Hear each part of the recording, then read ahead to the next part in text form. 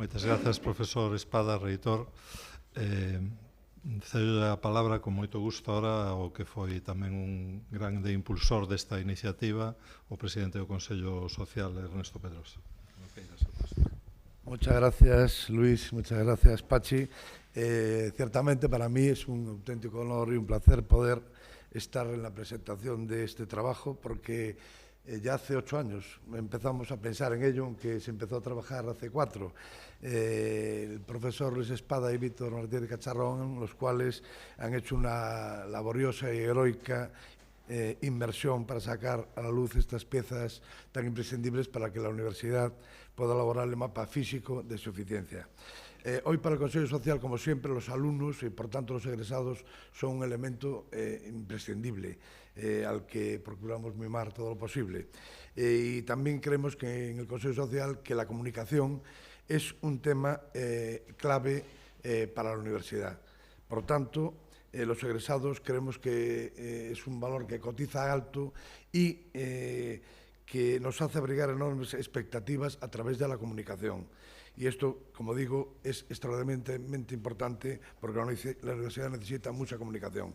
Yo no voy a entrar mucho en datos que ya están ahí y se han dicho por don Luis Espada, pero sí decir que es clave que hemos dedicado en los últimos años a la localización por el mundo de todos los egresados desde el 80 hasta el 2015 para crear esta base de datos operativa que fructificará en un observatorio permanente de egresados.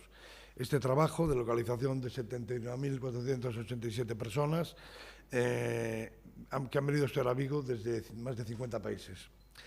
Es un estudio pionero, como decía Luis, en el sistema universitario español y respecto a las otras universidades españolas, es cierto, y tú lo sabes ya, que ya me han llamado de 3 o 4 sitios y yo he ido a dar ya alguna conferencia tanto vinculada con el fundraising y el mecenazgo, pero hilándola con estos trabajos.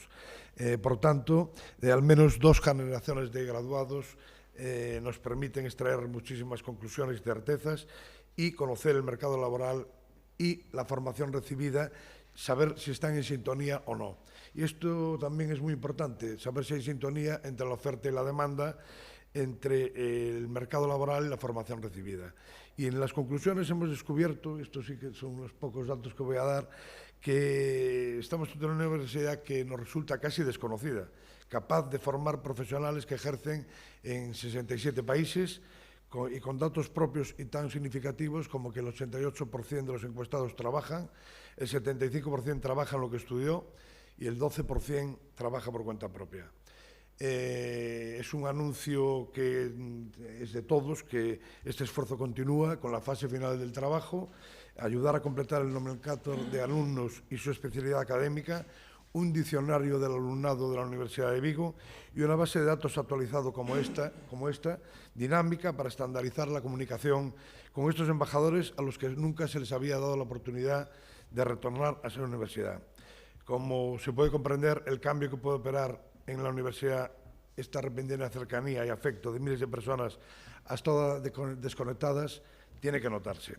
Y ya por último, el capítulo de agradecimientos que son obvios.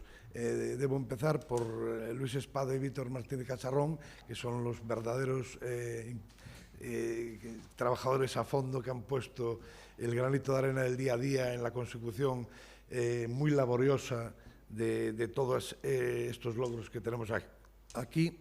Y después, evidentemente, al anterior rector, Salustiano Mato, que ha sido colaborador pleno en el impulso de este proyecto y que cuando ya estaba avanzado pues nos hemos encontrado con los otros colaboradores trascendentes a día de hoy, que es el actual rector Pachi Reigosa, al que también quiero agradecer enormemente la plena disposición desde el primer momento y las primeras reuniones que hemos tenido para que este proyecto, que estaba ya muy encaminado, pudiese ser realidad. Y ya por último, también es necesario y justo reconocer también la contribución de las vicerrectoras Natalia Caparrini y Mónica Valderrama por su contribución también en cada una en sus facetas respectivas, en que esto sea una brillante realidad. Con lo cual, pues nada más, creo que es un día de enhorabuena, un día para el recuerdo y para el futuro, y para que también, como decía Luis, cuando haya un acto emblemático en la universidad, que puede ser el 30 aniversario, pues esto también pueda formar parte de su engranaje. Muchas gracias.